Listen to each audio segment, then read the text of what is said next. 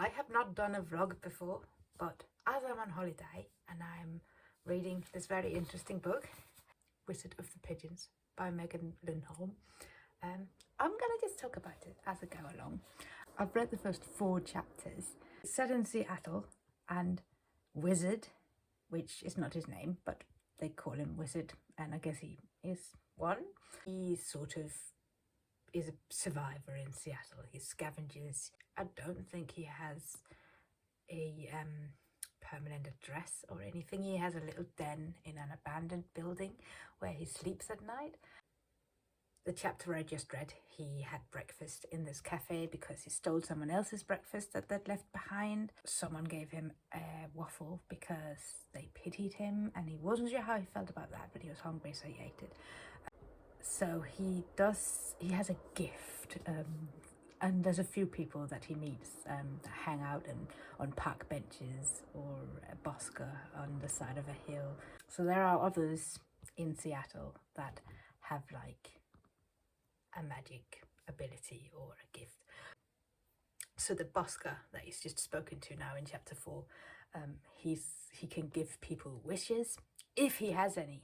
He's just given away his last one. So there was another one, Rasputin, who did something else, and then there's Cassie, who Cassie is cool. I think there's a lot of things I don't know about Cassie yet.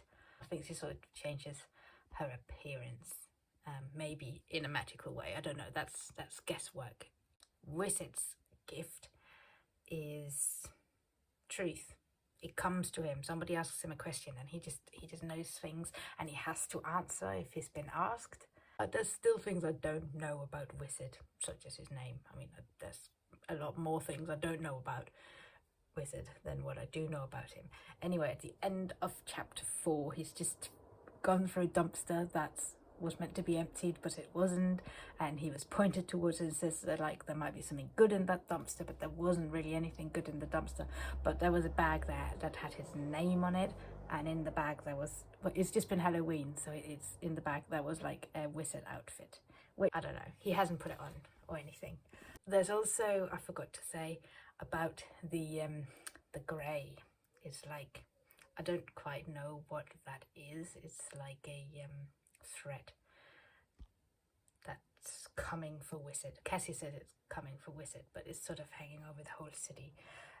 He calls it Mir or Mir or M-I-R.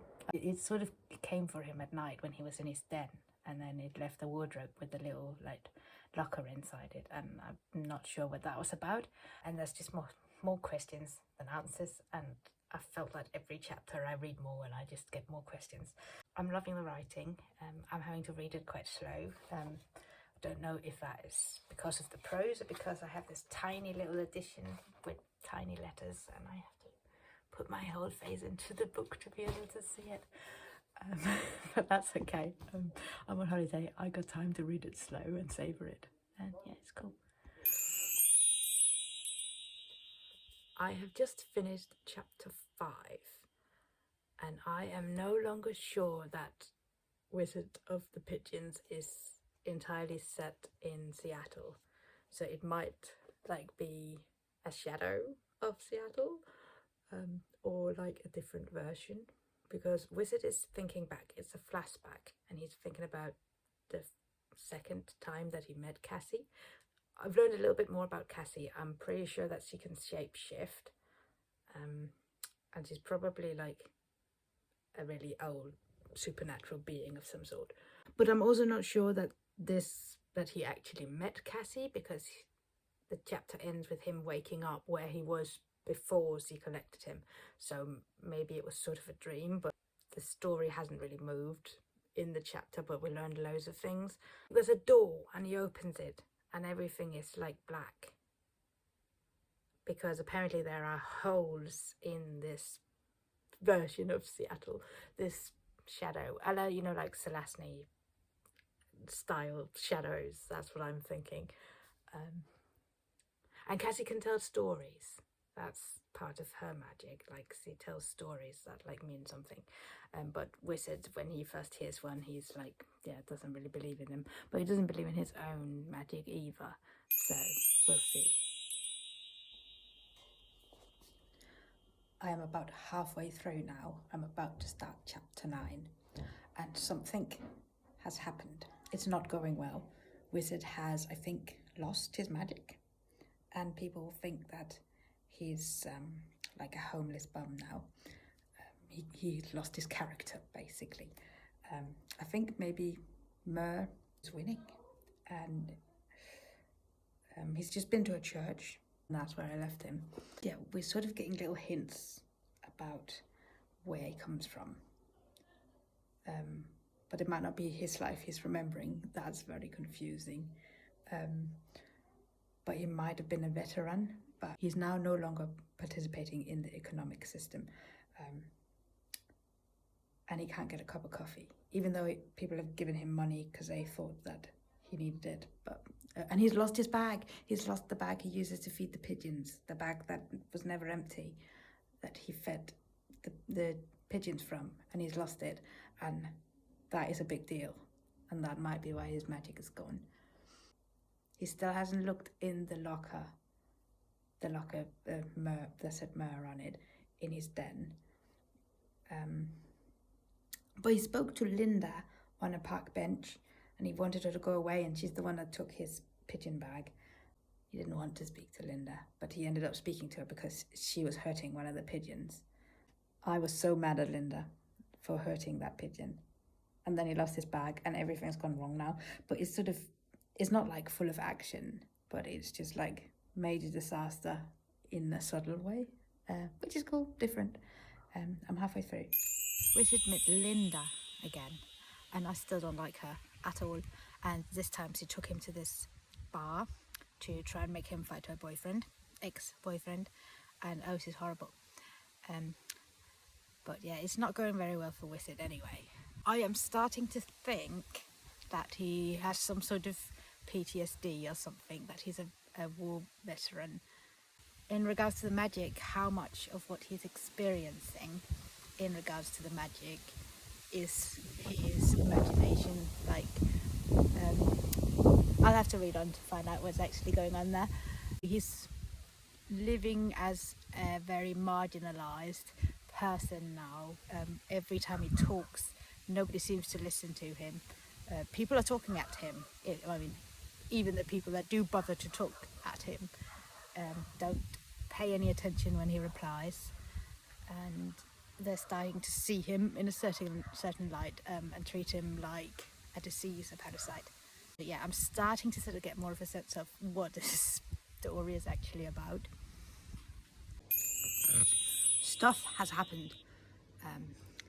Wizard has a name now, another name, and his initials are M-I-R. So Mur is who he used to be, himself from the past, who has now come to threaten him, and that's who he's got to face. We also had a bit of a flashback where basically Mitchell, as is his name, came back from Vietnam, and he's reported missing in action.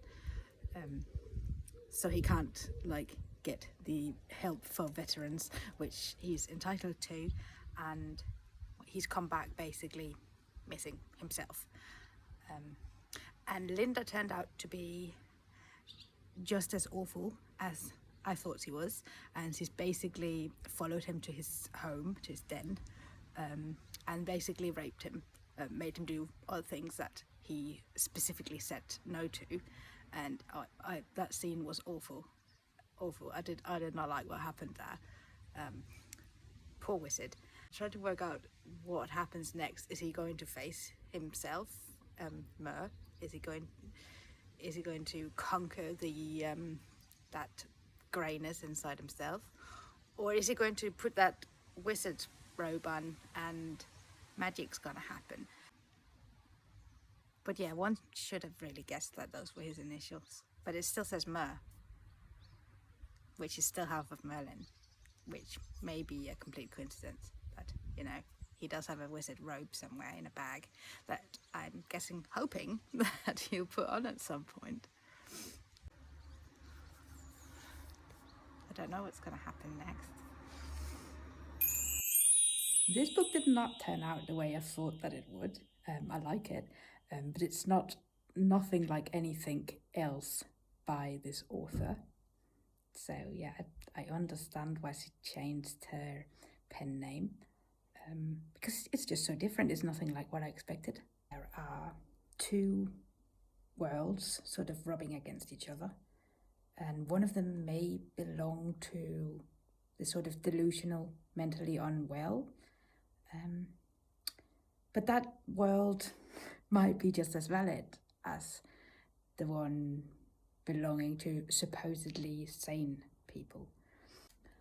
But yeah, people who sort of develop those delusional mental conditions have fled reality for a reason, and dragging them back is probably not always wise. Rasputin was saying something about maybe everyone can be wizards, but something's got to happen, like a Vietnam, or is some sort of trauma, and then you can become a wizard. Then you can flee reality. Well, then you may be more likely to flee reality and into this other world. Wizard, or Mitchell, or whatever I'm supposed to call him, he was ready to return to reality, and he's just talking to Cassie and saying that maybe the whole wizard thing was pretend. He was ready to move in with Linda.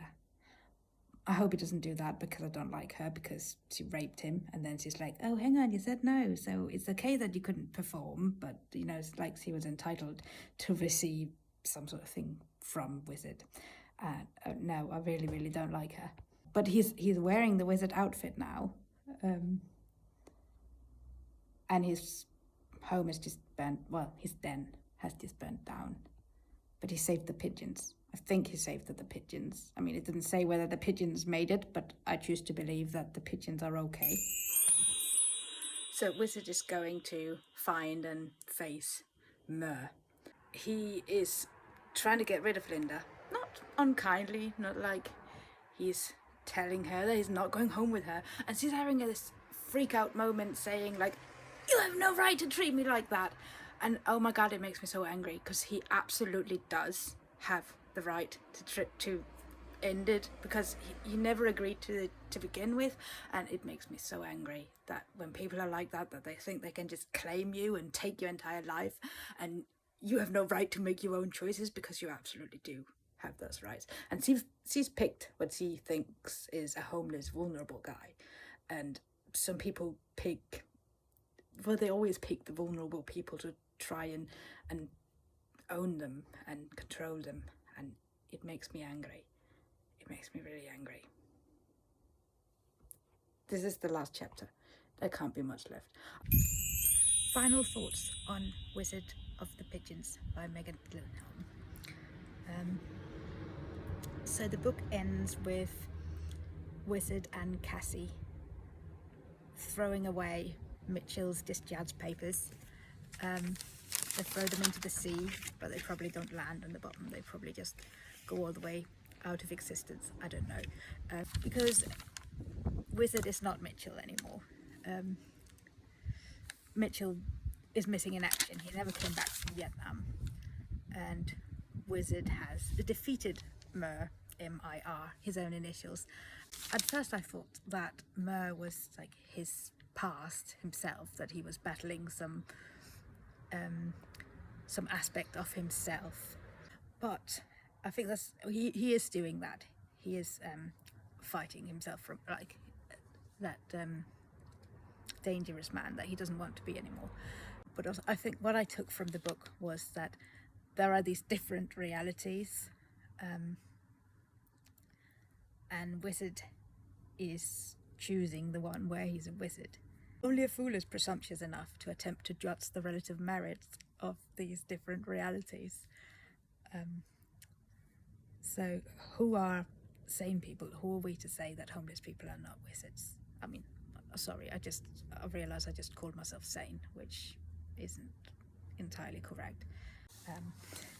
But yeah, like your whole life people will try and tell you who you are. And I think that's also what Wizard is fighting. Mitchell Riley, MIR, is no longer who he is. He's chosen to be wizard. And Cassie, I think, she told a story at some point in the beginning, where she met a wizard, and I think she called him Merlin. But yeah, I think that's who he is. So I think that's another reality where perhaps they knew each other. And at the end, Cassie disappears. She wanders off, and wizard takes on the memories of the before. So perhaps like there is another life, another reality, and they've obviously known each other. I didn't entirely grasp what the connection was there, and I'm not entirely sure that I was supposed to. The fantasy elements could be explained away, they could just be the imaginings of this Vietnam veteran with severe PTSD, and he could just be imagining all the magic elements of the book. I think at some point Cassie is saying that if he tried, he could convince himself that all his friends, so Rasputin and Euripides and Cassie, that they were all just figments of his imagination. Like, if there are different realities, why not choose the one in which they exist? And then he takes over the memories, some of Cassie's power, I guess, in the end, and he becomes the one that, well, at the end they see like a potential new magical person, another invisible, homeless person. That is all I have got to say. I'm going to end the vlog now. This is the first time I've done a vlog, so if I did it wrong, let me know. Yeah, it's fun. My holiday finishes tomorrow. I'm going home tomorrow. I miss my cat. Can you hear them church bells? Noisy they are.